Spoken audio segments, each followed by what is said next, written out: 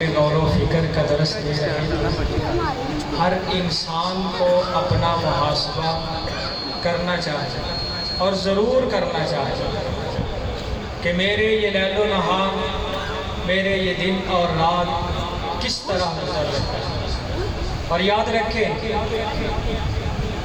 लाखों रुपए आए, करोड़ों रुपए आए, लाखों की जायदाद करोड़ों की जायदाद बन जाए, लेकिन अल्लाह और उसके रसूल के फरमान के मुताबिक अगर ज़िंदगी नहीं तो वो शख्स अक्लमंद नहीं।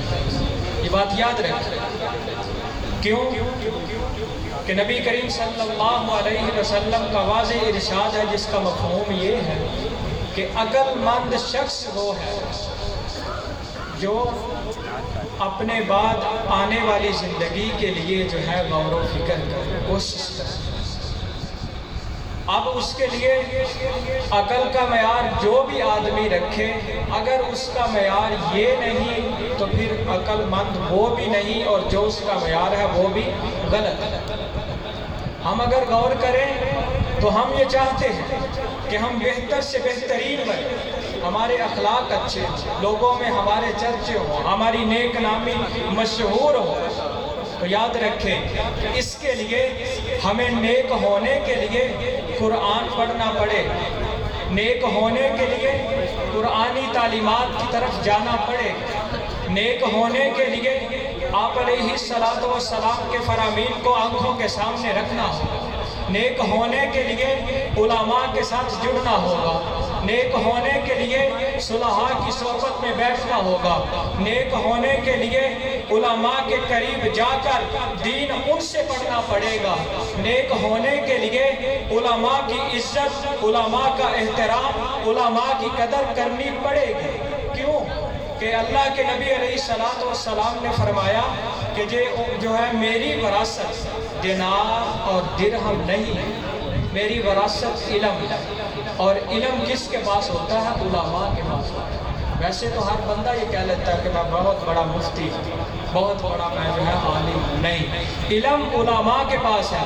अगर उलमा के पास इल्म नहीं तो दुनिया जहान में कोई बंदा इल्म वाला नहीं है। ये बात याद रखें। जिसने कुरान अपने सीने में रखा, जिसने अल्लाह के नबी की अहादीस 8 साल तक रात दिन उसमें खपाए, अगर वो साहिब इल्म नहीं, वो साहिब इज्जत नहीं, वो साहिब कदर नहीं, तो दुनिया में कोई भी साहिब इज्जत नहीं, साहिब कदर नहीं, उसकी कोई भी इज्जत नहीं है अगर एक आलिम की इज्जत नहीं है। बल्कि मौलाना अशरफ अली थानवी रहमहुल्लाह फरमाते हैं कि उलमा की नुक्ता चीनी से बचो, उलमा के बारे में नुक्ता चीनी से बचो। ये नुक्ता चीनी आपको आपके दीन से महरूम कर दे। बल्कि यहाँ तक लिखा हमारे बुजुर्गों ने कि अगर किसी आलिम में कोई कमजोरी हो, वो भी इंसान है, अगर कोई कमजोरी हो तो उसको बताने से पहले, उसकी इस्लाह करने से पहले उसके लिए तुम दुआ करो, डायरेक्ट ना उसको बताओ, उसके लिए दुआ करो।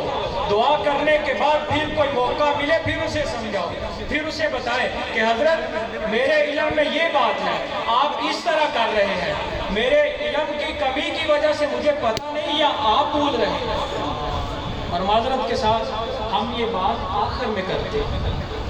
हाँ, सबसे पहले पता है क्या करते हैं? अगर कोई मसला बन जाए किसी नेक आदमी का, किसी ऐसे मजहबी बंदे, तो सबसे पहले हम इधर आसपास के गांव में आग की तरह बात को फैलाते हैं। वो ये कर दिया, उसने तो वो कर दिया, वो तो ऐसे करता, वो तो।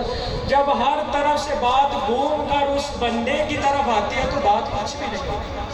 फिर माफी तलाफी की सूरत बनती जा रही है कि हमसे गलती हो गई, हमसे ऐसे हो गया, ऐसे हो गया। अल्लाह के बंदे पहले उलमा से पूछ तो लिया कर। अगर तेरी अकल इतनी ही होती तो तू वाज़ो नसीहत न कर रहा होता। अगर तू इतना ही कामिल होता तो मुसल्ला रसूल पर आलिम की जगह तू क्यों नहीं खड़ा होता?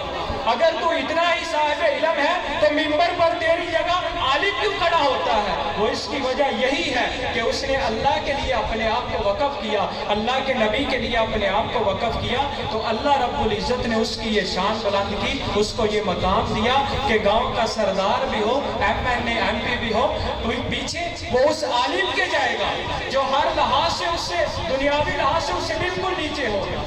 لیکن دینی لحاظ سے وہ بھی اس کو اپنا رہنما مانے گا، پیشوا مانے گا، امام مانے گا، تو پھر اس کی دینی ترقی ہوگی، اس کے بغیر اس کی دینی ترقی نہیں ہو سکتی۔ یہ بات ذہن میں رکھیں۔